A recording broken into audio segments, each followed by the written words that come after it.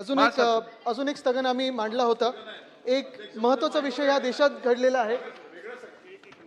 आपल्याला माहिती आहे की मेच्या पहिल्या आठवड्यामध्ये नीटचा पेपर फुटला आणि जरी हा विषय केंद्र सरकारच्या अखत्यारीत असला नीटचा आणि पेपर फुटीचा वगैरे, तरी दुर्दैवाने आपण पाहिलं असेल महाराष्ट्रातून 2.5 लाख विद्यार्थी बसले होते आणि दुर्दैवाने ह्या पेपर फुटीचा केंद्रबिंदू हे महाराष्ट्र होतं।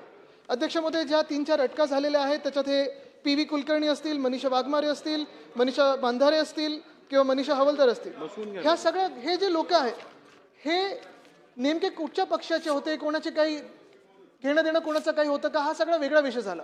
पण अध्यक्ष महोदय, याच पेपर फुटीमुळे आपल्या देशामध्ये जवळपास 20 विद्यार्थ्यांनी आत्महत्या केलेली आहे। आज देशभरात आंदोलनं सुरू आहेत, तरुण तरुणी हे रस्त्यावर आलेले आहेत।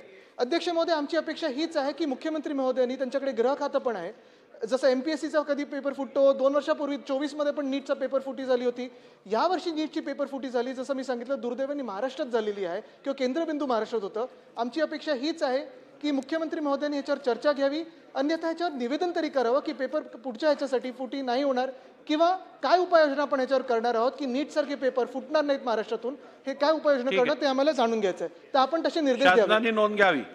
नाही आता पुढे बस।